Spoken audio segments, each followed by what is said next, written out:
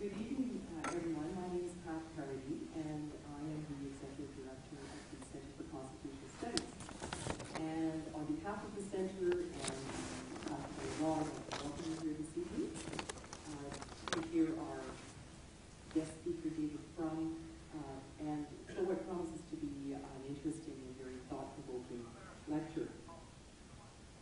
Those of you who may have seen him on CNN last night will know that he's very kindly agreed to come here given his very hectic and busy schedule. He arrived at sometime after 3 this afternoon and will be on a plane by 8 o'clock tomorrow morning, so we're really thankful that he was able to come. So I'd like to begin by saying a few words about the person in whose memory this lecture series was established, the Honorable David C. MacDonald. The MacDonald Lecture Series is now in its 24th year, and examining the list of distinguished scholars, judges, and public figures who have delivered the lecture over the years, I think it's fair to say that it is a remarkable lecture series and a fitting tribute to D.C. MacDonald, as he was fondly known. Like many great Albertans, David MacDonald was born in Saskatchewan. He obtained an arts degree at the University of Alberta and then studied law at Oxford as a Rhodes Scholar. He joined the Faculty of Law briefly in 1956 and then practiced technically for much shape. He maintained an abiding interest in the study of law and law teaching, and continued to teach as a session lecturer at the law school for many years. He was a pioneer in the field of judicial education and served as the first president of the Canadian Institute for the Administration of Justice. Although he did not study law at the University of Alberta, he was a dedicated friend of the university and of the law school in particular. He was one of the founders of the Friends of the Faculty of Law, the predecessor to the Alumni and Friends organization. And in 1992, the Faculty of Law inducted him into its Wall of Honor as a building of the faculty. David MacDonald was appointed to the Court of Queen's Bench of Alberta in 1974 and served with distinction on that court until he was appointed to the Alberta Court of Appeal shortly before his death in 1996. In the eyes of many, his most notable accomplishment was the commission of inquiry he undertook into certain activities of the RCMP aimed at combating Quebec separatism. This was both a thoughtful and courageous report, not only exposing wrongdoing, but proposing solutions to the problem of how a democracy can protect itself from the threat of terrorism while maintaining a commitment to the rights and freedoms on which democratic government rests. I know that he would have found the subject of this evening's lecture to be very fitting and fascinating. Now, this evening's lecture is also made possible through the generous support of the Alberta Law Foundation, the Legal Forum Fund, and the Alberta Institute for American Studies. And we thank them all very much for the support that they are providing, which allows us to provide this free public lecture.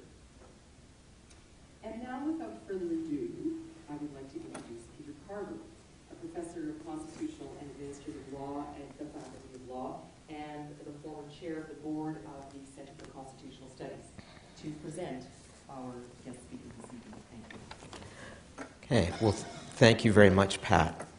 It's a great pleasure and privilege for me to be able to introduce tonight's speaker.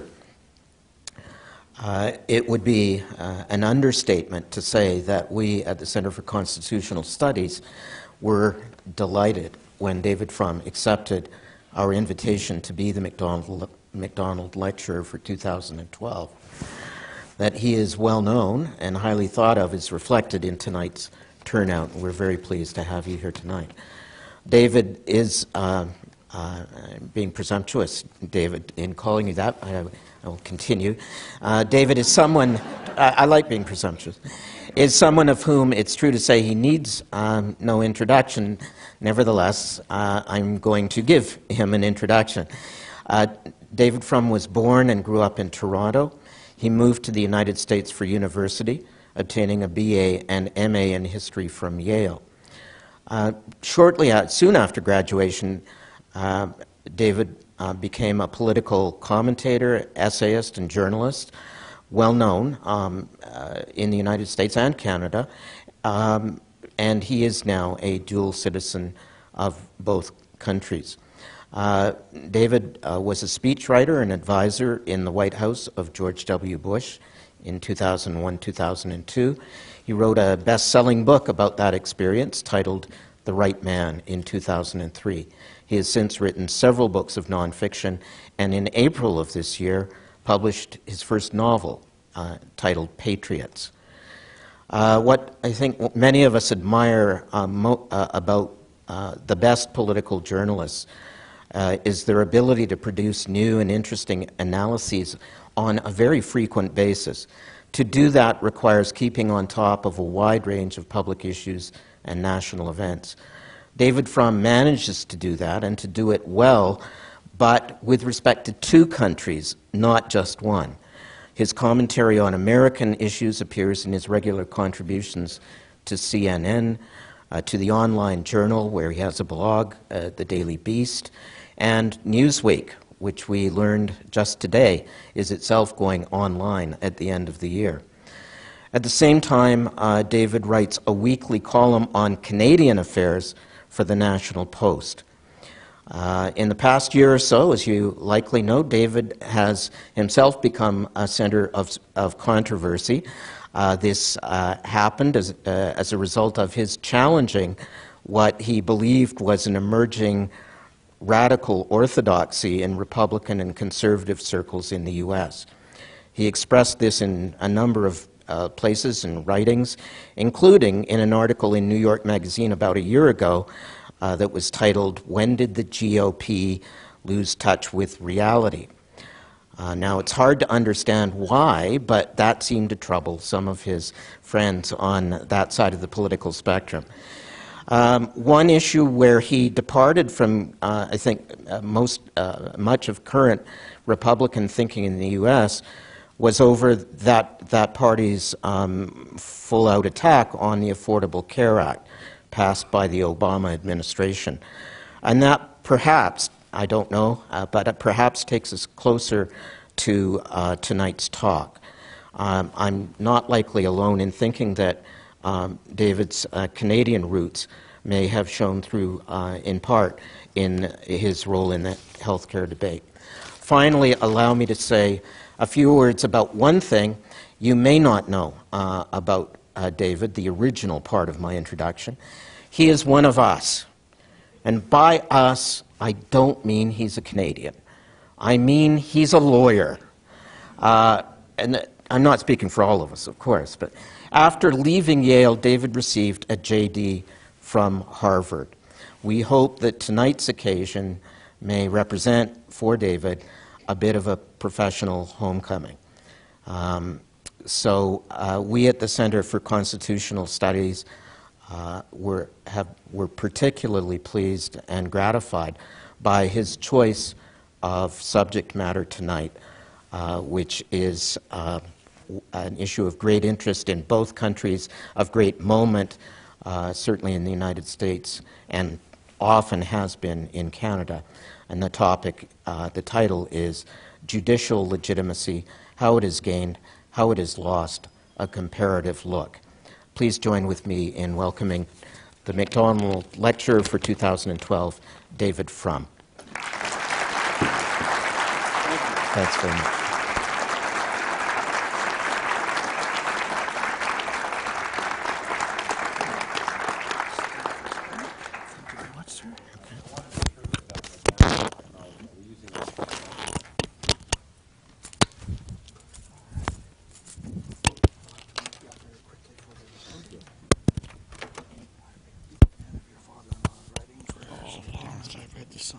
That's cool. So I can't wait to hear you speak. Well, you know, he's got a. I'll put this. Just yeah, because for since we're put it here. Okay. Somewhere slightly more discreet, and we'll just turn the power on. He just published in the past week a new. He got in the Clifford Olson case. I don't know if yes, it's a big story. Thank you. All right, so then this goes. One more. Okay. We got another bucket. I'll put this here. All right. Let's get that turned on.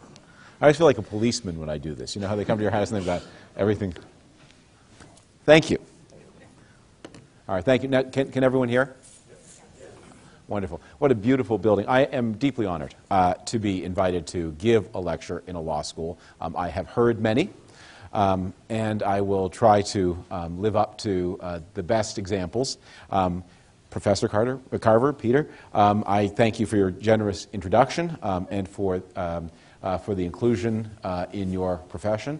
I see some things are truly universal at all law schools, which is you always do have to arrive early to get a seat at the back. I understand this is a mixed crowd and that not everybody here is indeed affiliated with the Faculty of Law.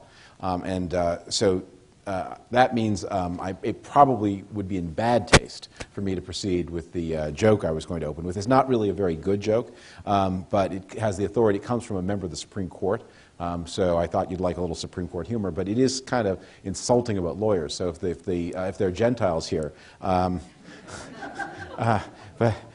well, I'll go ahead anyway. This is Stephen Breyer's joke. I took administrative law from Stephen Breyer before he was on the court, and he was one of the truly great professors I ever had in law school. And I will never forget in particular his explanation of the difference between, in administrative law, the concept of a procedural decision, a procedural review and substantive review. And we were going through a long series of cases involving the siting of a power plant on the Hudson River at a spot where it was visible by some of the from the country houses of some of the most powerful people in New York, including some editors of the New York Times. And there's tremendous battle over this through the middle 1960s. And this power plant siting kept going to the New York Supreme Court. I guess in New York, the Supreme Court is the first course. It kept going up to the very highest level of the judiciary. And the courts kept saying that Con Edison, the owner of the power plant, had done the procedures wrong. It had not done the proper administrative review, had not implemented the proper procedures before siting this big power plant. Until finally, the price of coal or whatever they were using changed, and the company abandoned the power plant idea, saving the landscape for all of these powerful people, and they gave up the idea, and Stephen Breyer said that meant they'd done the procedures right. Anyway, here's his joke that he said to us, all of us budding lawyers, all those years ago. He said, you know, I just received word from down the hall at the Harvard Medical School that they are planning a big change. They are going to change the way they do their experiments. And they're no longer going to use lab mice. Instead, they're going to use law students. And you may ask, why? Well, the answer is twofold. First, there are more of them. And second, they find the researchers don't grow so fond of them.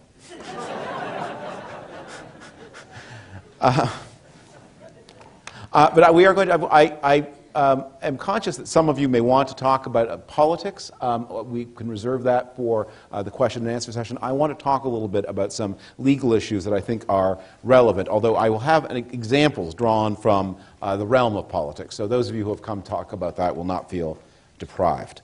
But I want to talk about judicial review, and I want to talk about it a little cautiously. Now, I am conscious that to speak cautiously of judicial review at any law school, but especially a Canadian law school where all of these toys still have the thrill of novelty, is a little bit like going to the Julia Child Culinary Institute to deliver a warning about the health effects of butter. It's delicious, everybody enjoys it, and nobody wants to hear otherwise. But let us tonight contemplate some of the complexities of what happens to judicial review in a democratic system. Peter Mandelson, who was one of the commissioners of the European Union and a great intellectual eminence of the Labour Party, gave a speech at the time he became an EU commissioner in which he said, "The age of purely representative government is over." This caused a firestorm of negative comment by people who heard him saying the age of purely representative government is over. I think he probably, because he is so cautious, meant to say the age of purely representative government is over. But the thought is there. Now, Mandelson was not speaking only about judicial review. He was speaking about the whole complex of supranational institutions that had emerged inside Europe that tended to move authority and power further and further away from direct election by national electorates. The flowchart of power inside the European Commission is extremely complicated, and I won't pretend to understand it thoroughly. But it is true there that the key executive component of the European supranational government is made up of commissioners who are chosen by national governments and who are not removable by those national governments, who serve for fixed periods of time, and who exercise not judicial power, not monetary power, because we're all used to the idea of independent monetary authorities, but true executive power in a way that is not subject to further review, that is not really subject to the check of any legislature, because they're not controlled by national legislatures, and the European legislature has no effective powers, and they are not removable. Unlike a British Prime Minister or a Canadian Prime Minister, they cannot lose the confidence of a legislature. Unlike an American president, they cannot be impeached. It's death or disability, or they continue to exercise power. And he wanted but it is also true that we live in an age of the shrinkage of purely representative government, because in almost all of the democracies we have seen the efflorescence of new concepts of judicial review. Now, judicial review is originally an American idea. It's an American idea based on a misunderstanding of America's own English inheritance. The American colonists thought the English had a tradition of judicial review based on some stray comments from some controversial cases from the 17th century involving challenges to royal authority. But it never really existed in Britain. And although some jurists would have liked it to exist and had a fantasy that it could exist, but it never existed in the sense that any jurist ever seriously tried to challenge any act of Parliament, or more importantly, the monarchy. The Americans misunderstood their tradition. And then it grew and was elaborated because of the logical structure of the American Constitution. Once the Americans set up the system of federalism, of legally defined federalism, not as it happened in other countries like France, a kind of historically, organically grown federalism where there's subordinate states within a larger entity left over from a feudal inheritance, but where there was a plan that there would be two separate levels of government forever cohabiting. Somebody had to police the boundaries. And they also set up a system that separated power of the legislature from the executive, unlike the tradition they had known in England, where the executive depended on the legislature, and at that time, at the time of the writing of the American Constitution, controlled the legislature, but although later the balance of power would be reversed, and in our time it has been reversed again. The executive now again, in fact, controls the legislature in almost all Westminster-style countries. They set up this system, but they set it up, it was not nearly so dramatic a departure at the very beginning as it became later. It is clear you could not have a federal system without a court to police the boundary between the federal government and the states. It's not so clear you couldn't have a separation of power system without the court to intervene within the federal system. And it's quite conceivable to imagine how you could have had some other way for the executive and the legislature to settle their differences. In the entire period between from the adoption of the Constitution until the Civil War, the Supreme Court only twice overturned an act of Congress. One of them was in the case Marbury versus Madison. They overturned an act of so little interest to anybody. That's how they I think you all know the story of John Marshall's cunning in choosing a law that nobody was interested in, and then refusing to exercise powers. Refusing to exercise powers as his way of overturning the act so that nobody could make him do it. These are powers that were put within the judicial system. Marshall was a very, very cunning man. He was the original of a type many of you have probably encountered in your practice, the kind of person who says, I'm just a simple country lawyer, and whenever you meet that kind of person, you should hold tightly to your wallet, because he's planning to take it. John Marshall, my favorite story about John Marshall's career was he was one of the commissioners who was sent to France when they were negotiating the peace treaty. When they were negotiating terms in the 1790s, the United States and revolutionary France nearly came to war. The French of the Directory demanded a bribe from the Americans. Marshall, who was pro-English, he was alone on a delegation that was pro-French. He was pro-English, and he wanted to force a confrontation with France. So he did his simple country lawyer trick, and he said to Talleyrand, we're happy to deliver the bribe. But there's a problem, which is if I invoice back home for the bribe and say you requested a certain amount, they won't know that I didn't put an extra portion on top for myself. and they will be mistrustful of me. So I need some authority to show that the amount of the bribe I'm asking for is the amount that I'm going to pay to you. So would you please put in writing your request for this bribe? Talleyrand did so. Marshall published it in the newspapers. And got the United States to pay for the Navy that he and all the other Federalists thought the United States should have, which they otherwise would not have had. Speeches given in Congress, millions for defense, not 1 cent for tribute.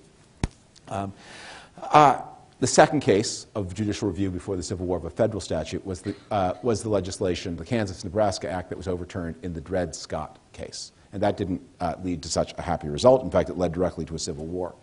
And was an exemplar of why courts need to be cautious. The concept of judicial review was almost uniquely American. That is, judicial review, judicial supervision of acts of the legislature, until pretty deep into the 20th century. It was a concept that became more and more rejected in the mother country. In Britain, of course, the tradition grew to ever more extreme parliamentary supremacy, famously championed by A.V. Dicey, the great historian of British law, in his book written in the early 20th century, where he said the Parliament of the United Kingdom can do anything except make a man a woman and make a woman a man. Absolute parliamentary supremacy. But in the 20th century, confronted with the extraordinary abuses of political power, and confronted also with a new kind of authoritarian menace, one that had the menace of fascism, which had a populist character and seemed to arise out of the manipulation of public opinion and the abuse of consent, there arose across the world a new fascination with the possibilities of some kind of external check, and especially judicial review. Germany got an American-style Supreme Court in its constitution after World War II. In the 50s and 60s, the very complicated French court system began to exert larger and larger claims of supervision. And with the advent of the multiple European charters of human rights, courts, even in Great Britain, have begun to claim a right to oversee the actions of national legislatures. And you have the strange phenomenon of national courts overriding the actions of national legislatures on behalf of an international agreement that is not correctable by those national legislatures. They have the option, theoretically, I suppose, of leaving the European Union, but they have no ability as a single nation to change or affect that charter. And that truly is a departure from the ideal of strictly representative government. Now, of course, we come to Canada. Canada had had some explorations of the concept of judicial review in the 1960s and 70s, but there wasn't much basis for it. And the cases are very tentative, and they were contentious. But with the advent of the Charter of Rights, Canadian courts have caught up to the best of them and have demonstrated an enthusiastic willingness to intervene and supervise the action of both provincial and federal legislatures. Now, the most startling fact about this is how extraordinarily popular these actions are in Canada. In Canada, I don't think there has ever yet emerged any kind of significant public protest against the use of powers by the courts. We've seen such protests in the United States, and probably most famously the pro-life movement that is organized around opposition to the decision Roe versus Wade. Roe versus Wade is opposed by many people who actually would support some portion of the abortion right. But this case by the Supreme Court has mobilized a powerful opposition even to the way the court used its power. And within the Republican Party, opposition to Roe versus Wade is almost a unanimous position, even among the small and dwindling number of Republicans who think of themselves as pro-choice Republicans. They would say, yes, I'm pro-choice, but I want to see the choice upheld by legislatures. I want to see legislatures have the power, state legislatures, to have the abortion law that state wants. I do not want a national court to impose an abortion right, especially on the kind of flimsy intellectual basis that you see in the Roe versus Wade case. But nothing like that has been seen in Canada, and by and large in the United States it is true. The judiciary is massively more respected and more trusted than either the presidency or Congress. And although there are periodic mutterings about judicial legitimacy, as you saw after the Bush v. Gore case, the fact is day in, day out, the judiciary continues to command a level of respect in the United States, and certainly in Canada, that is greater than other parts of the political system. And yet, as we also saw, both with Roe v. Wade and with Bush v. Gore, in the aftermath of these cases, the legitimacy of the institution can wobble. Let me start with this problem. Why is it that these actions seem to be so very popular? Why is there so much support for judicial review? I mean, when you think about it, it is a strange thing. The comparable body, the Federal Reserve in the United States, has been a center of opposition, confrontation, dislike, almost from the moment the Federal Reserve was created in 1913. And in just this past political cycle, we saw a candidate emerge, Ron Paul. He didn't get a lot of the vote, but he got a considerable number of supporters and raised an enormous amount of money. And the central theme in his campaign was his dislike of the Federal Reserve institution. He evoked a kind of fervency that is very unusual in American politics. It's hard to imagine such a movement arising in opposition to the court itself, not to a specific decision, but to the court itself. And in Canada, of course, the Charter is considered the defining achievement of modern Canadian politics. I recently did a series of debates on the legacy of Pierre Trudeau. I went across the country in different cities and debating different people. And what I found when you talk to Canadian audiences is that people who remember the Trudeau years remember Trudeau's bad economic management. They will accept when I make the case against his foreign policy leadership. But the bedrock on which the Trudeau reputation rests is the Charter of Rights, which is a rock of consensus in Canadian public opinion.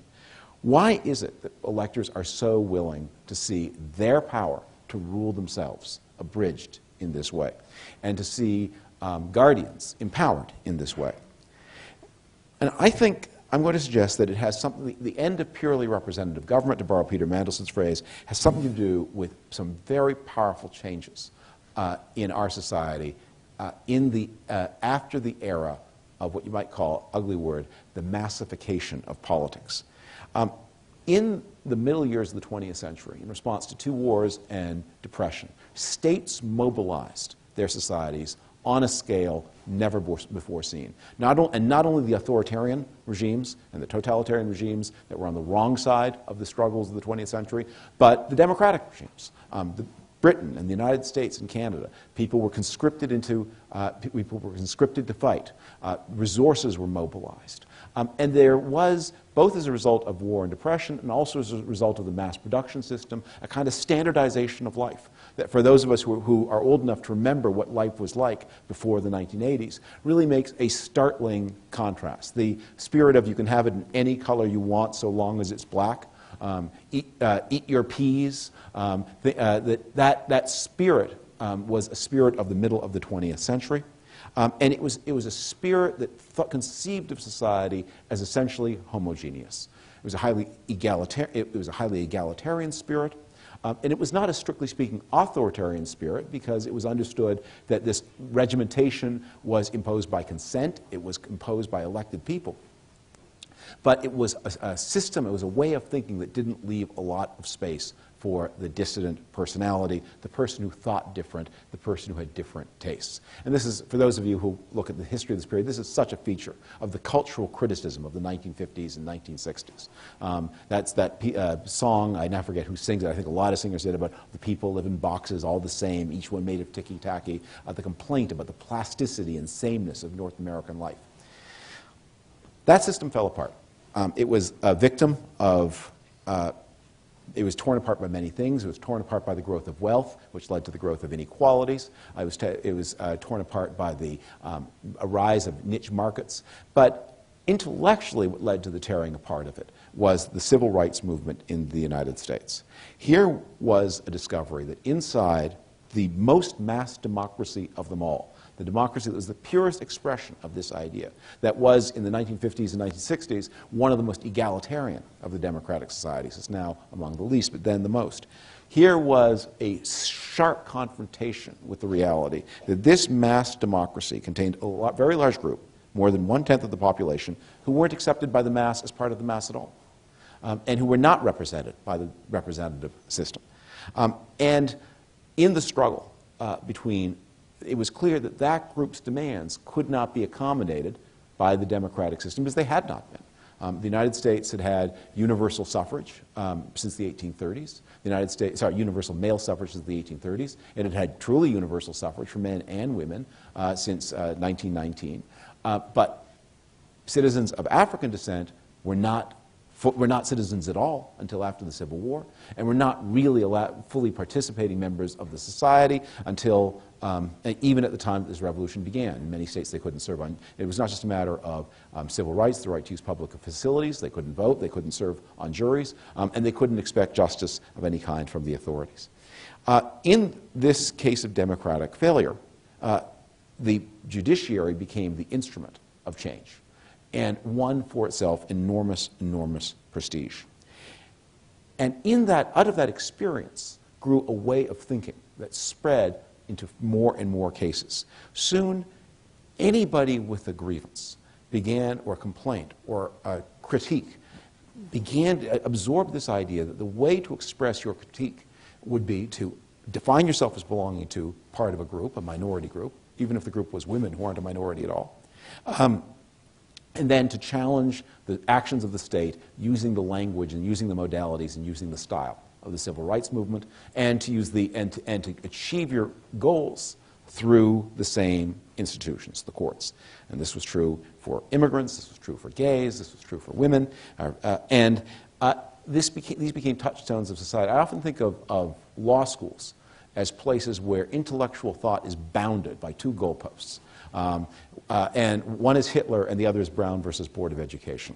And if your thinking ever leads you to say anything that suggests that Hitler was right, that's the little, like that child's game operator, the bright nose flashes bright red, and if you say anything that suggests that Brown versus Board of Education was wrongly decided, the opposite pole happens and the toes flash bright red and the game is played within those two bounds. This way of thinking was not just political, it was also cultural. That we began to reject the idea that we are mass people, that we live in a mass society, and we began to welcome the idea of an external arbiter who might take notice of our difference rather than submit us to a political system where the greatest power flows to those with the greatest sameness. And this is especially true in Canada, where because of the way the political system is involved, the executive, and by the executive I don't just mean the Prime Minister, I mean the whole administrative state, the Prime Minister, the Premier, and the bureaucracy that they oversee, is quite far removed from legislative check, more probably even on the high end for any kind of Westminster system. So far, I think I'm saying things that have everybody nodding. You said this, yes, this is the way it should be. This is right. This is good. These are positive developments. And now I want to shift our focus to some cases that I think will raise a question in your minds about how all of this works out. There's a great election going on in the United States. Money is being spent on a scale that is staggering. The 2008 was the first billion-dollar election. This election looks likely well to surpass it. Some people think we may end up reaching $2 billion of spending, a staggering amount of money. The reason that the spending has reached so far is because this is the election in which the entire post-Watergate system of campaign finance has been swept away. Before Watergate, actually before the 1920s, we have no idea how American elections were financed. Everything was absolutely secret. From the 1920s until the 1970s, there's a little bit of sunlight on the system. We know a little bit about who gave how much and to whom, but really for the presidency, we know nothing about the financing of congressional races. The windows are thrown open after 1974, where for the first time there's disclosure, there are limits, we know what is going on, and those windows are being closed and the drapes are being shut. We will never know really exactly how much money was spent, and we will never know who gave it, and we will never really know who got it. And that is the product of two decisions, two court cases. One by the Supreme Court, the famous Citizens United case, and the other case that people often think is the same case but is different. It's a case by the D.C. Circuit called Speech Now versus FEC. What Citizens United said was that a corporation is allowed to spend money to advocate its own political interest, just as if it were a person. Corporations have the full slate of First Amendment free speech rights that individuals do. And the Speech Now case, a circuit case, building on Citizens United, it came out a few weeks later, said political action committees, which are legally corporations, must therefore have the same right to speak freely and to spend unlimited amounts of money. The third change was an administrative change. The FEC, seeing those two cases, getting the idea from the Supreme Court, there are these groups of entities called 501c4s that are supposed to do various kinds of public informational work. They're not tax deductible, they're not charities, but the NAACP Legal Defense Fund is a classic 501c4. They are able to spend money on behalf of certain poorly defined good works. But they have one very great power, which is their donors lists are secret. The FEC, getting the message from Citizens United and Speech Now, said 501c4s now have scope. They may speak freely too, and they may spend infinite amounts, and they may take donations of any size, and they may accept donations in secret. So between the right of corporations to speak, the right of PACs to speak, and the right of these 501c4s to speak, we have a world in which of limitless donations, secrecy, and limitless expenditures. Now, it needs to be stressed, although President Obama, in his State of the Union after the Citizens United case, upbraided the judges of the Supreme Court to their face, that Citizens United actually is quite a logical, it flows quite logically and naturally from past precedent and from the logic of American election law and American corporations law. Corporations are people under law, as you all know, in almost every way. It seems bizarre that you can be a person in almost every way, but not in some other ways. I mean, if personhood is not the right way to think about a corporation, then you have to revise the whole system of corporations law. And if corporations are persons, then they have the First Amendment. And actually, in most cases, it's even finer than that, because one of the things that the Citizens United judges were confronted with was corporations do have free speech rights most of the time. Because after all, it's not just, corporations don't just mean Exxon, they mean the Red Cross is a corporation. They mean every nonprofit is organized as a corporation. They have rights to speak. Under the particular law that was challenged in Citizens United was one that imposed limits on their right to speak in the run-up to an election. And the particular corporation, the case was quite shocking, it was a corporation that was organized in order to fund the production of a documentary movie. How can it be that if I, as an individual, want to fund a documentary movie, I can. If I and a group of friends want to find a documentary movie, we can, of course, and express our views. But if we organize ourselves as a corporation in order to make sure there's no liability if a gaffer slips on a banana peel and breaks his ankle, that we therefore lose our free speech rights. None of that seemed to make any sense. But the court did something else, something quite smart. The court also tried to take notice of certain realities. And it said, you know, the states all have their own campaign finance systems pertaining to the governance, the running of state elections. And in the states, some states permit corporations to speak freely under their state constitutions, and other states don't. And there is no measurable difference in the spending by corporations in states that have limits on corporations and states that don't. So this whole prophylactic, which is so troubling from a point of view of both corporation law and free speech law, the court said, is completely unnecessary because we see it has no practical effect in the real world. So they dismantled this barrier thinking they actually were not going to be making much of a change. And the reason they thought that was because they were thinking primarily of business corporations. And they're right. We have not seen an upsurge of spending in these campaign season by business corporations. There's a famous story about, I think it was President Clinton approaching Michael Jordan to get a big check from Michael Jordan to support Clinton's re-election. And Michael Jordan told him no. And when he was asked why not, he said, Republicans also buy running shoes. Most corporations don't want to be mixed up in partisan politics because Democrats and Republicans, they all go to Safeway, they all buy gas. You do not need to insert yourself into the middle of it. And corporations' interests in the political system, business corporations, usually tend to be super specific. And they don't map neatly with partisan divides. They're much more likely to fall on regional lines anyway. So the corporations spend their money on lobbying. Business corporations spend their money on lobbying members of Congress, not trying to influence campaigns. And to the extent that they give donations, those donations are not meant to influence the outcome of the election so much as that they are the admissions price to get your lobbying listened to. But lobbying is the tool for the big companies. The corporations that are participating are corporations that are organized specifically for the purpose of participating in elections. And these, above all, these super PACs that exist, as I said, are covered by this other law. But although the court was behaving in ways that made sense from an empirical point of view, that followed from its legal traditions, they, without quite realizing what they were doing, upended the entire scheme of American campaign finance and it brought about a change on a scale that takes us back to the 19th century in the way campaigns are organized. And every single evil that people have been trying to deal with in American elections, with the reforms that came, the first wave in 1907, the second wave in 1929, more waves in the 1960s, and the big waves in the 1970s, they're all back. The great evil of corruption, which is that somebody writes you a big check, you take the check, you know who you got the check from, you owe them. Nobody gives you a check for $10 million because they admire your speaking style.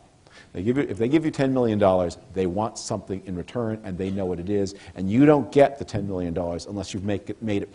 No one has $10 million to give you unless they're a pretty shrewd assessor of whether you're going to meet their requirements and expectations. You have the evil of corruption. You have the evil of the tilt of the political system toward money. You have the evil of the distraction of legislators from their core jobs. Congressmen, it's estimated, spend about 40% of their time fundraising. Every one of the evils is there.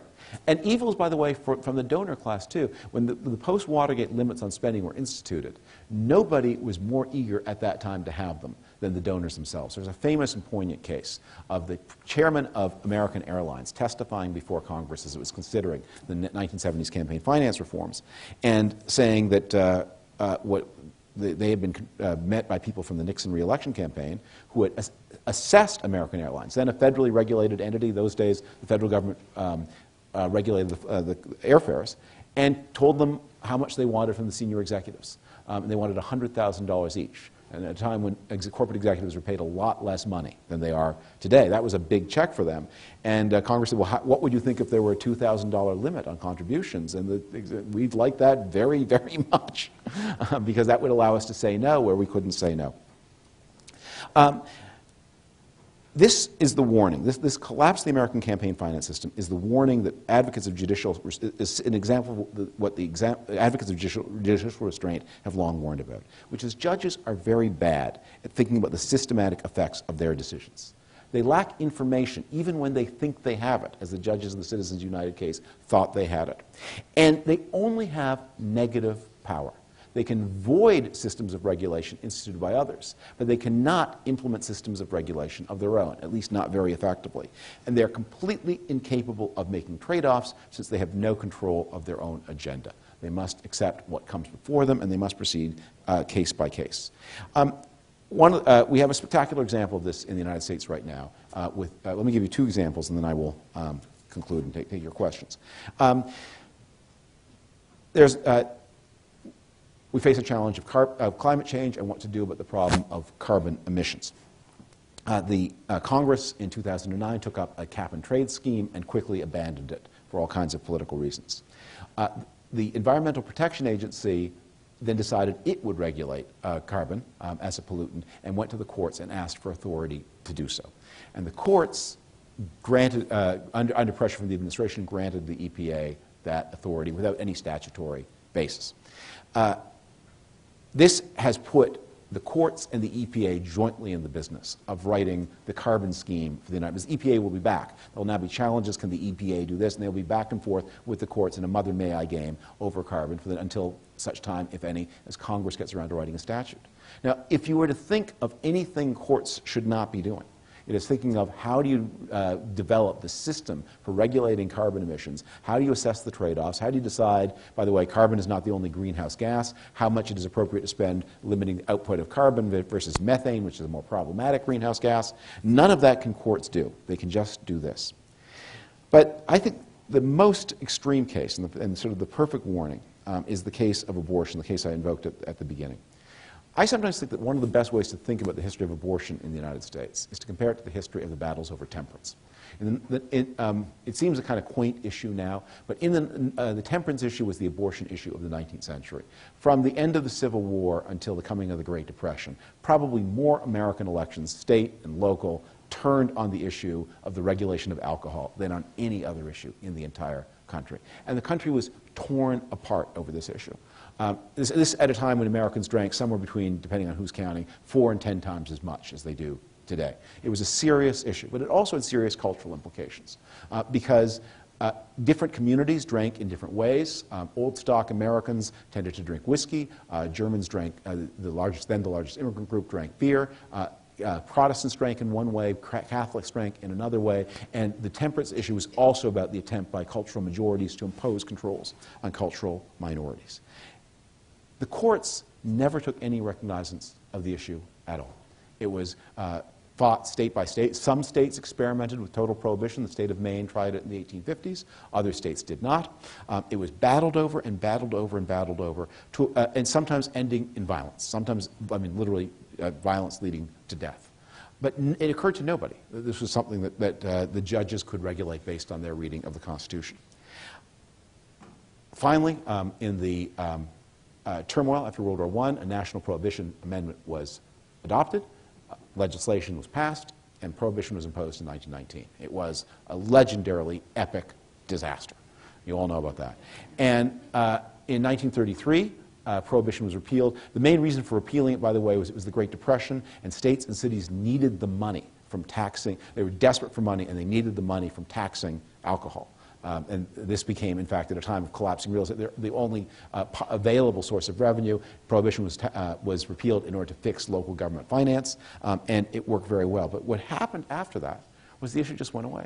And we've now arrived at a rough kind of consensus, which is drinking is heavily regulated in the United States. And each state has its own liquor regime that governs how liquor is sold in that state. There are limits on the movement of alcohol. It's the one exception to interstate commerce. It does not move freely. That's part of the constitutional amendment that repealed it. And we have had ever-escalating increases of regulation. The Mothers Against Drunk Driving campaigns and others that have made alcohol actually much more subject to, and we've changed the drinking age. And all of that has been done without the intervention of the courts, and it has proceeded on a basis of national consensus. Whereas abortion, 40 years on, remains a subject of intense division in American society. That hasn't happened in Canada yet, but it will. One day the courts will do something that people really care about. It could have happened as a result of the judicial intervention into the healthcare system, where judges said that they are going to take on the task of deciding, the Supreme Court, when it is there some limit that provincial healthcare systems cannot do. They backed away almost immediately from that hot stove, and I think quite wisely. There's a line, it's often attributed to Plato, I haven't looked it up whether it's correct, Pierre Trudeau used to quote it all the time, that said to refuse to accept political power when it is offered to you is to submit to be governed by men worse than yourself. That's one of the things in this novel that was mentioned. This is one of the themes of the novel is how people use political power. And there's a character in the novel who's fond of quoting this line. And my protagonist, who's kind of a dopey person, repeats it to his girlfriend, who's a much sharper person than he is. And she says, to refuse to accept power is to be governed by people worse than you. But maybe that's what all the people who are worse than you thought when they took the power. Great power has been entrusted to you, greater than perhaps you can use wisely. And nobody should be entrusted with power who wants it so very much. Thank you very much.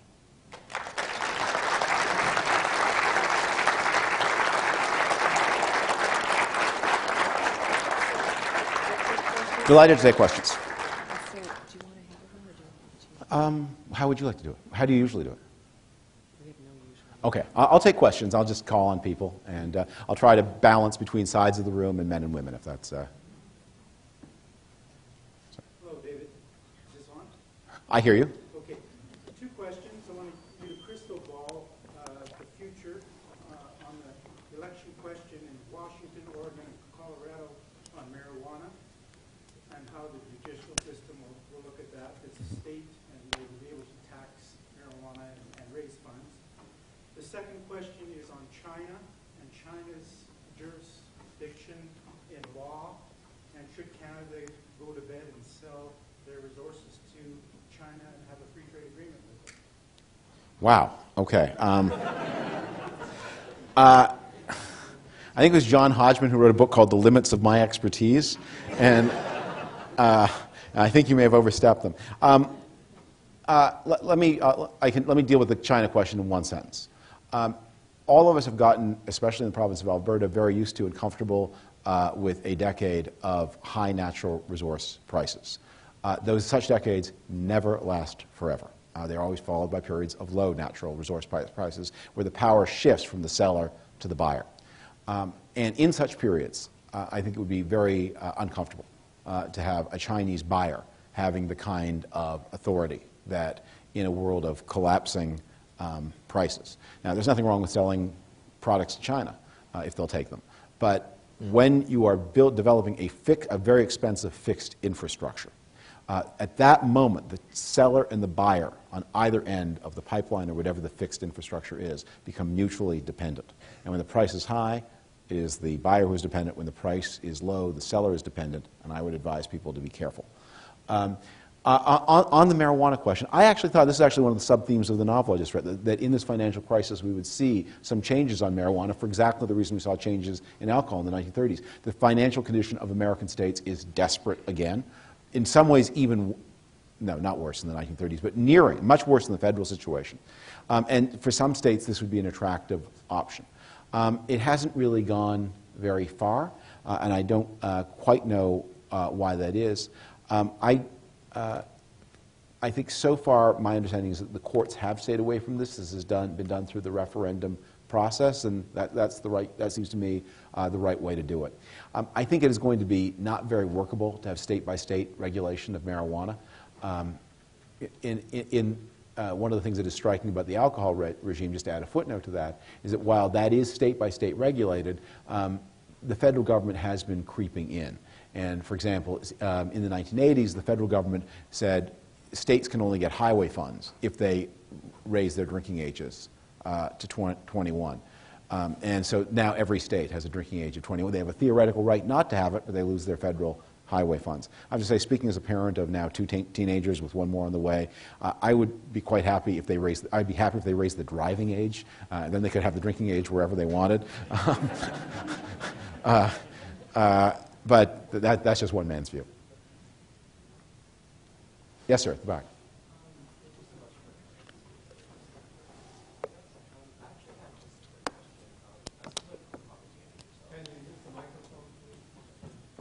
I'll repeat the question. I hear this, the acoustics carry down here, so I'll repeat the question.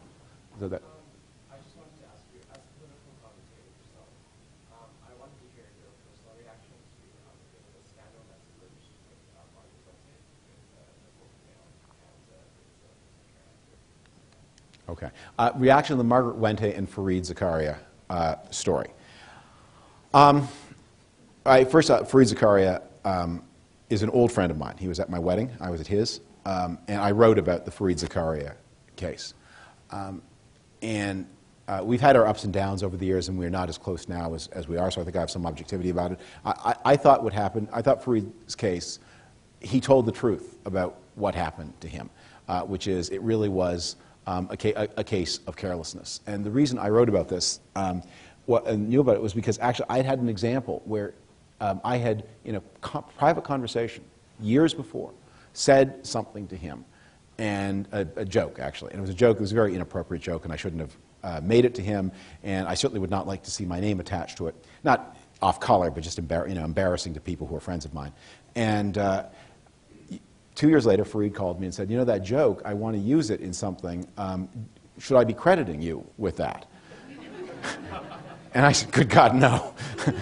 It's yours. But I was just struck that that's the kind of conscientiousness about sourcing that I have to say I could give you, in my trade, 20 examples of people who are using my jokes who never, ever, ever, it's actually kind of, not that I want to license or anything, but it would have been, would have been nice. And I was struck by that. And so I think that that what happened to him was he got a hard sentence, but he also got his reputation back.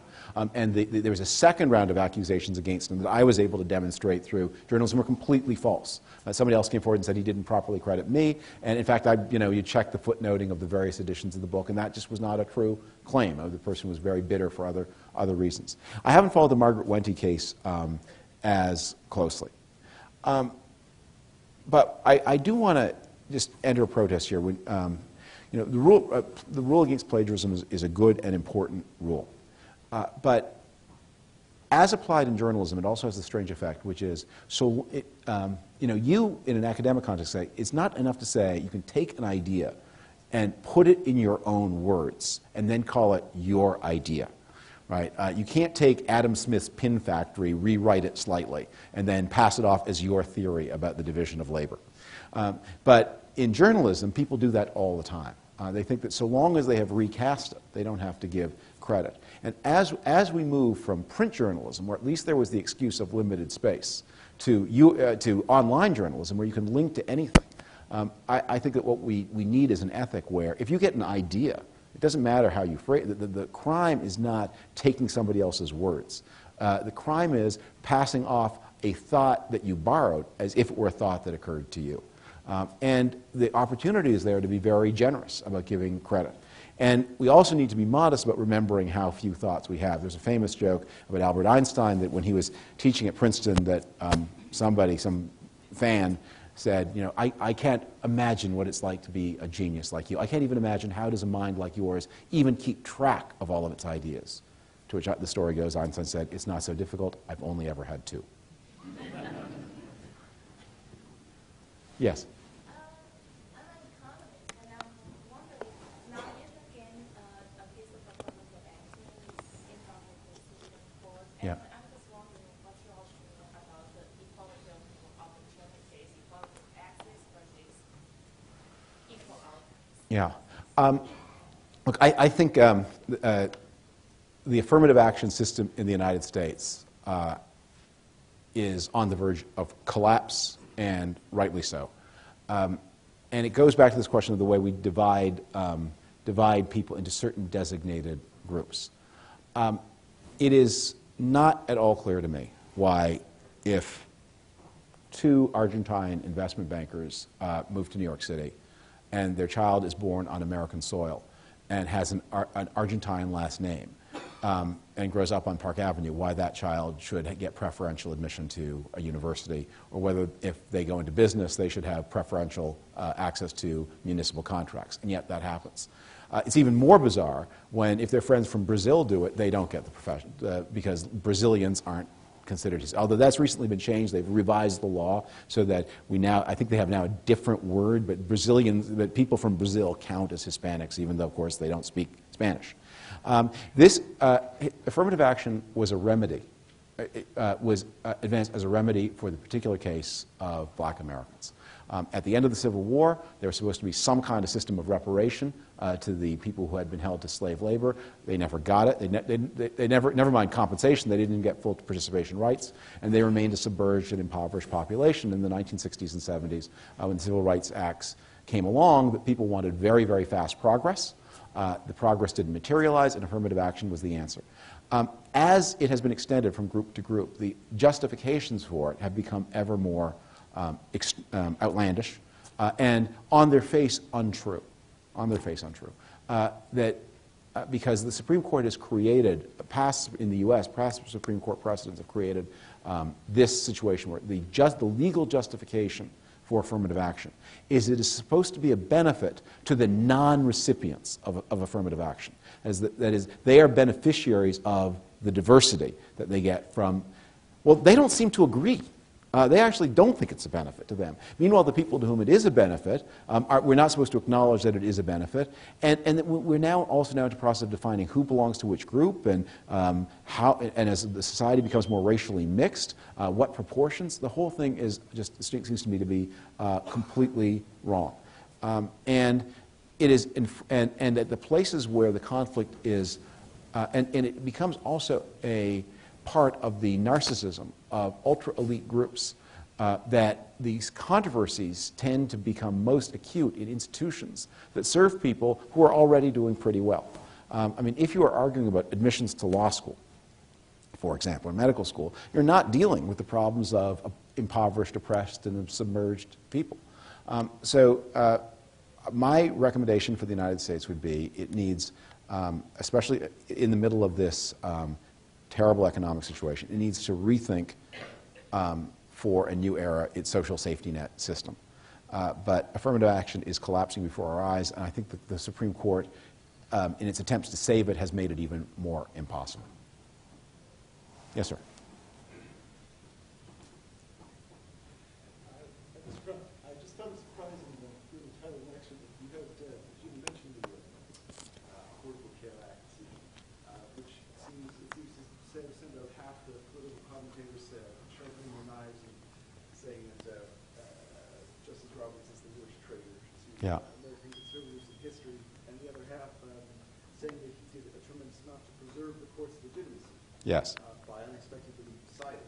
It seems to me that even if that decision made no sense, by invalidating basically the only domestic accomplishment in the entire presidency, it would have been a real challenge to judicial legitimacy. Yes. It was a completely legitimate decision.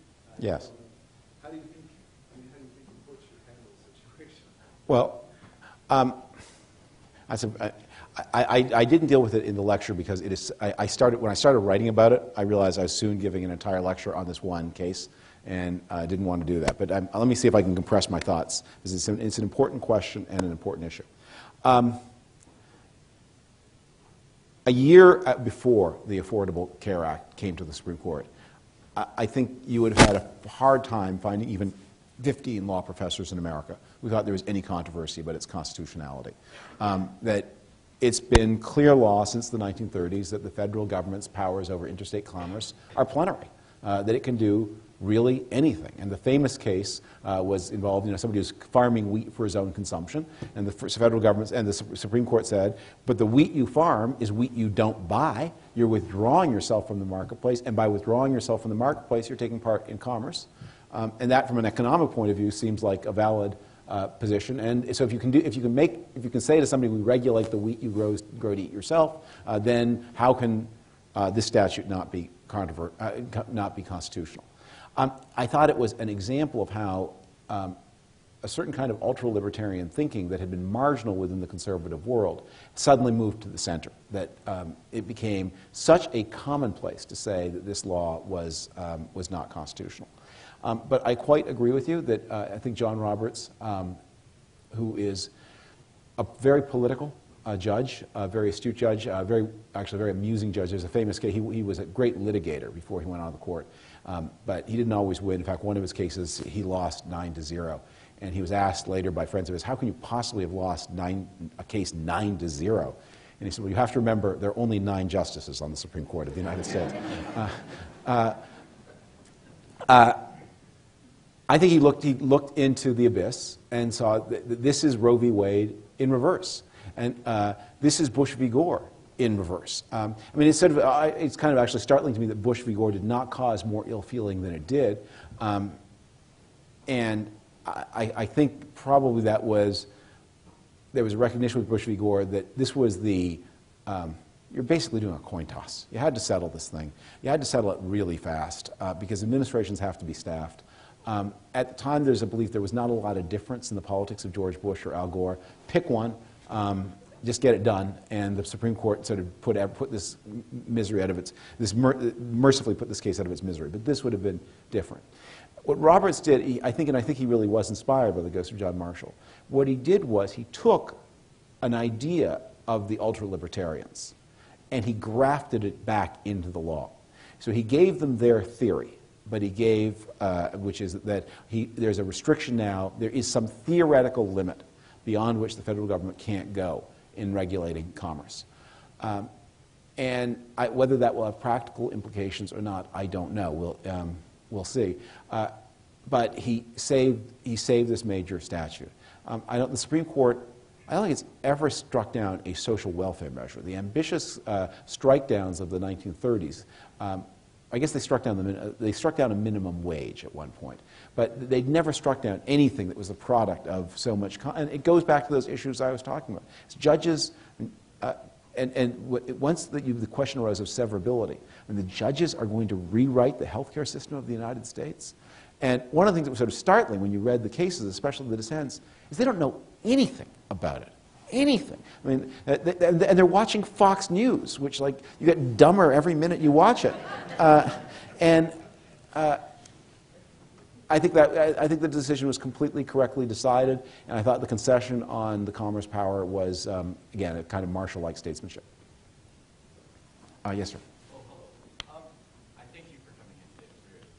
My question is this is sort of unrelated to what we're talking about, but how do you characterize, like, with America going through the economic crisis right now, the recession, how do you characterize, what is your opinion on what this topic of American decline and the rise of the rest? Yeah. I have a long lecture that I gave at the University of Western Ontario about this, that if you want a full exposition. I would say we need to separate the rise of the rest from American decline. I'm much more skeptical about the rise of the rest. That I think China's problem, we're seeing Brazil as the spectacular case. That the endemic problems of that society reassert themselves as the endemic problems of societies do. And China's problems, I think, are really frightening. Really frightening. And they're not just to them, but to us. But what you have in the United States is a political system that malfunctions increasingly seriously. And it's not just geezerish nostalgia to say things seem to be worse than they used to be.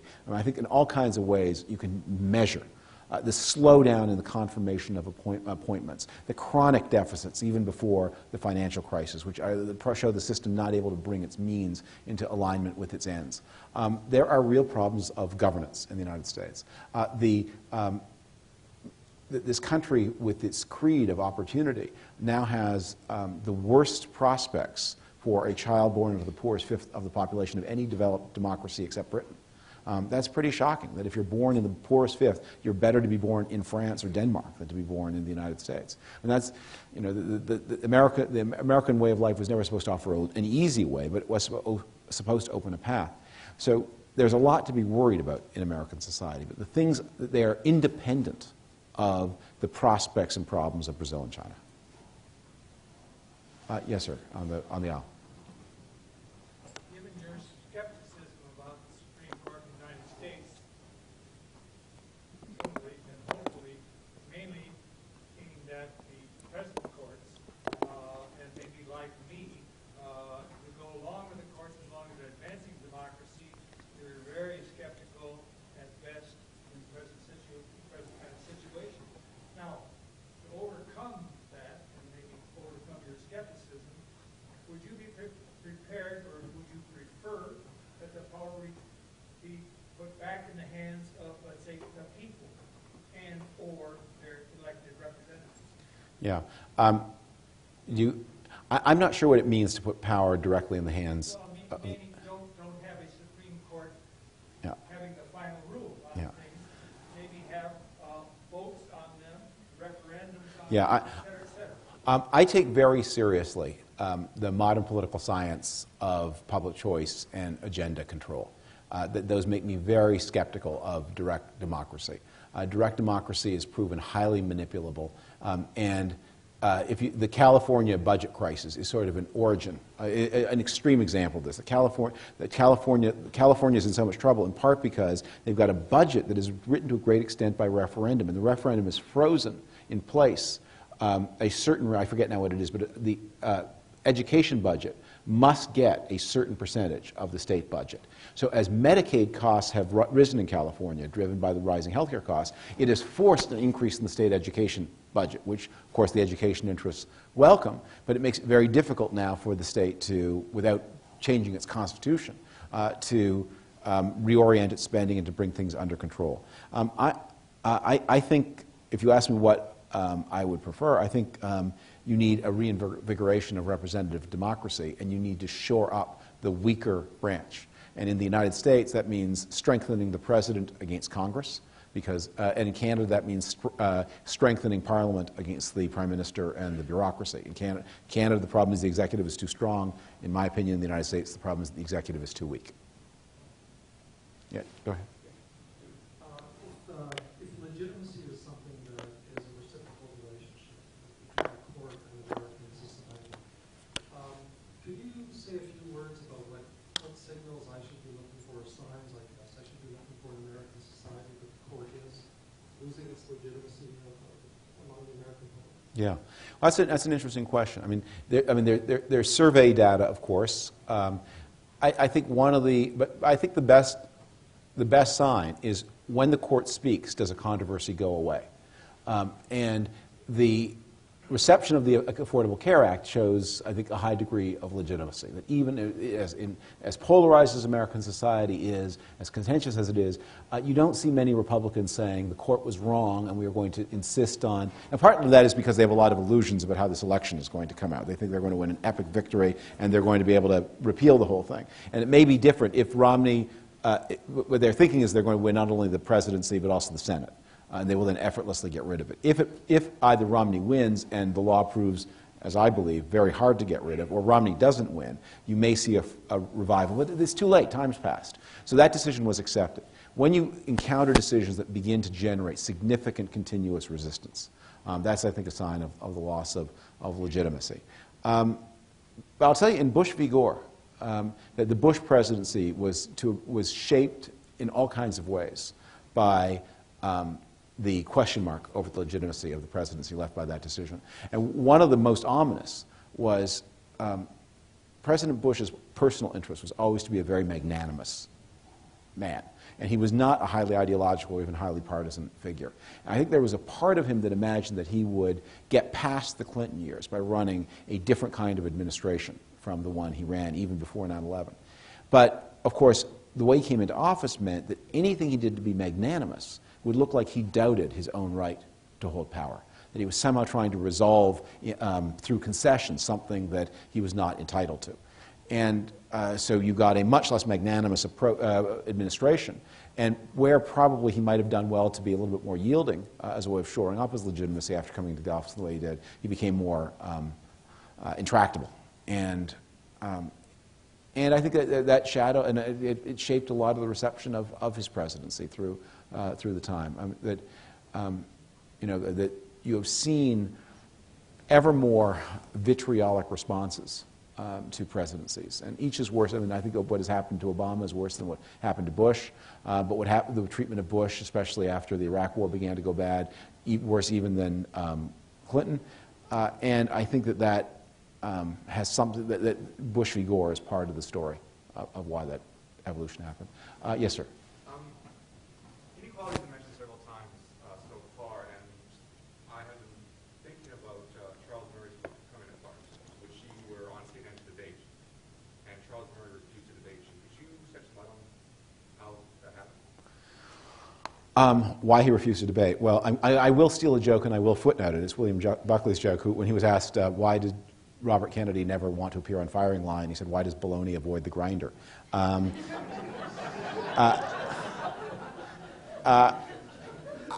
had written a long review of Charles Murray's book that got pretty wide circulation. And this is a book that begins, what had happened is that in the conservative world, there had been a long period of denying that the class hardening of American society was happening. Then there were long periods of explanation. Charles Murray's book is important because it was the first case of somebody who was, unlike me, was recognized as being an ongoing member of the conservative conversation, who acknowledged the trends in American society. And he dealt with it, though, in ways that I found very fishy. And the example, what he did was he counted all of these things, the decline of family formation among, not just among minorities, but among whites, the decline in attachment to the workforce, and he blamed all of it, basically, on cultural change. And I said, this was like in my review, I said, this was like somebody going to a refugee camp that had sprung up after a devastating hurricane. and saying, looking around at all these kids living in tents and saying, don't you know it's much better for kids to live in houses than it is for kids to live in tents? And the people say, to which the people responded, well, yeah, we know that, but there's just been this hurricane. And they answered, hey, I'm not here to talk about the weather. I'm here to talk about housing.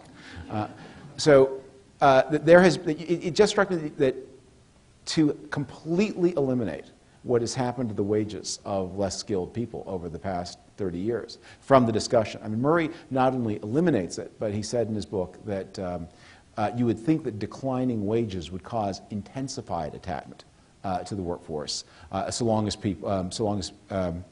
as people strove to maintain their standard of living by working harder, which, if true, would say that that is an argument in favor of raising taxes, because again, if you need to people keep working more to keep their after-tax income constant. But he just wasn't interested in the question. And it just struck me as the whole book was an exercise in refusing to see something that was so blindingly obvious, and to create a new set of justifications for ignoring some very important problems. And because I'd written all of this in such length, and you can find it on the Daily Beast site, it's in 5 parts, that he didn't want to deal with that. I don't blame him. Yes, sir. David, just before you take another question, we'll take 2 more questions. Okay. Okay. So let me take one from you, sir. And I've tried to have gender balance here, but I have been failing. So may I invite some of that, despite my strictures against affirmative action? I think this. This is now about reverse psychology, because I know women often will have questions to ask, but they don't like to put their hands up. So. No, okay, then you, sir. Okay, you first. Then. I was just down in the United States and noticed that many judicial positions are elected. Yeah. I've listened to you about the corruption pacts made in that process. I was thinking about the top judicial legitimacy, how it's being applied. They elect a lot of their judicial personnel. In fact, I'm surprised at the depth of that process goes. We have a fairly opaque appointment process. I view the parliamentary review as a sham. Mm-hmm. Which do you think is, here in both of Okay. you, Yeah. which would you think advances judicial legitimacy better? The electoral approach, how Yes. with democracy that, or the appointment? Well, the different states have different rules, and there are a lot of variations on the theme. One of the variations that has been most effective has been a system where the governor appoints the judge in the first instance, often for quite a long term, 7 or 9 years. And there is then a re-election the second time. And that seems to yield some pretty satisfactory results. There are also cases like in California where the governor appoints, but there's an easy recall. That is, you can put a judge on the ballot and remove the judge from office. And that also has led to some. In California, it was quite dramatic because there were cases in the 70s where they had a very liberal court at a time when crime problems were very serious, and the court just kept tilting against police power. And finally, the 2 of the judges on the court were removed. And that changed the balance of the court. Then a new governor was able to appoint judges who were tougher on crime and who would authorize activities. There's a lot to be said. I don't think there's anything to be said for judges running for office on a regular basis, especially not if you don't, in the present American campaign finance system, because who is going to give money to the re-election of a judge? Only people of business in front of the judge's court. And while the old tradition in England was that a judge, before beginning a case, would take a bribe from each of the lawyers, and he would always demand the same bribe from each of them. And that way justice would be seen to be done. But since they'd each given him £50, now he could be fair. But unless you're doing it on that basis, it raises a problem. I was in Charlotte for the Democratic Convention. The first thing that happened when I got out of the plane was I got into a taxi cab, and there was an ad on the radio. It was they're getting ready for elections, and it said, Judge so-and-so has been an Eagle Scout for 20 years. He's married to his high school sweetheart, and he's the father of 4 children, and he attends this church. End of ad. And you think, Sounds like a great guy, but what, that doesn't mean he's a good judge. There are a lot of Eagle Scouts who would make bad judges, and a lot of people who are good judges who would make terrible Eagle Scouts. Couldn't tie a knot to save their lives. Yes, sir. Given your work in the Bush administration, how would you characterize the first 4 years of Obama against the first 4 years of Bush? It's a difficult comparison because of the way they came into office. That President Obama came into office riding this enormous wave of goodwill. President Bush came into office riding an enormous wave of ill will. And they both faced very different kinds of problems. It's sort of hard to convey how sleepy the opening months of the Bush administration were. That he had a couple of pieces of legislation to pass. They were passed between January and June, and the administration sort of ran out of stuff to do that summer. I wrote about this in my memoir, but it just was very, and the things we were talking about for September were really, we were already at the small ball stage, whereas Obama was handed immediately an enormous list of problems. But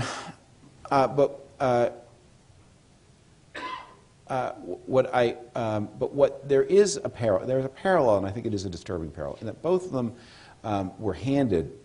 Bush, 9 months into his presidency, and Obama from the very start, were handed an enormous problem: 9/11 and the financial crisis. And both of them had a temptation to use the crisis to do a lot of other things that were not strictly required by the crisis. Well, that's what leadership is. You do things that are not strictly required by crises. But both of them insisted that the things they were doing that were not required by the crisis were required by the crisis.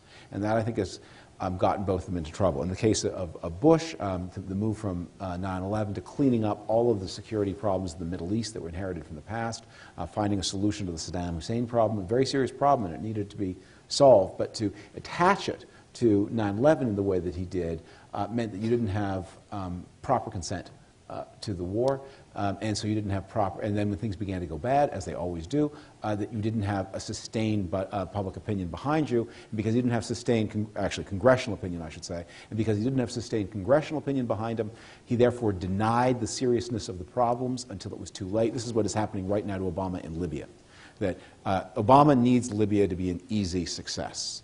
And so when he's confronted by evidence that it's not, and that things are deteriorating rather than getting better, he lies. Because if he confronted the truth, which is, the war didn't work out the way I thought it would, then the question is, how, was it really as important as you said? Why didn't you go to Congress and mobilize consent?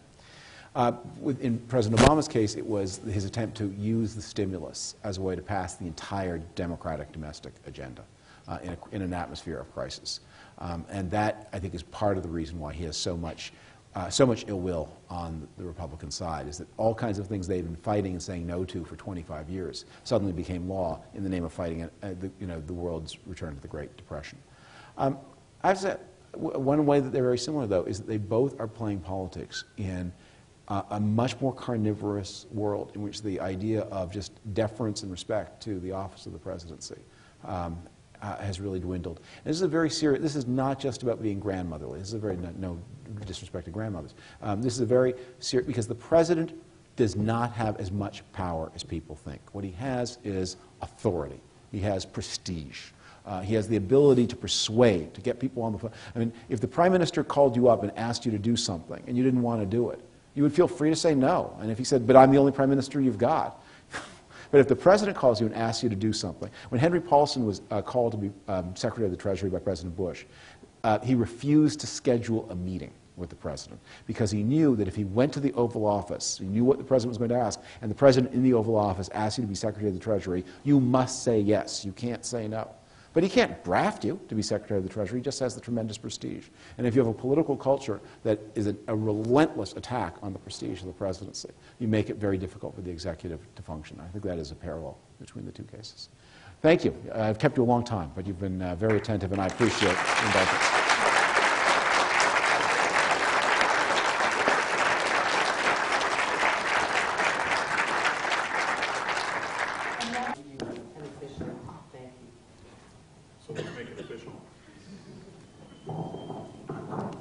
David, we're delighted that in the middle of an exceedingly busy U.S. political cycle, you found time to make the trip out to Western Canada and join us, and to share your standpoint on the role of the judiciary. We're especially delighted that you have adorned one of our named lecturers, and in particular, this named lecture. It is evident that you've given deep thought, and I've always appreciated your ability to bring great events together in an overall weave, and so I've appreciated in particular your ability to tie together the massification of society, the impact of the civil rights movement and the resulting prestige of the judiciary and the way we thought about the judiciary, and the dissolution of post-Watergate election laws, and even tying together in the Q&A the acquisition of property rights in Alberta resources by the GASP Chinese. So thank you. Often in error, but never in doubt. Correct. In appreciation, we have a small gift. It's a book on the Alberta Supreme Court at 100, History and Authority. Is there anything more Canadian than that?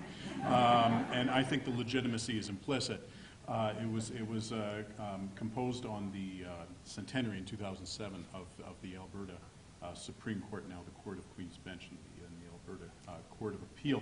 I should say I'm relieved to hear that you're flying directly east tomorrow, because if you are diverted to Vancouver, this is an Alberta product. By the University of Alberta Press, you may find the Premier of British Columbia may want a share of the revenue of the book. So thank you for coming.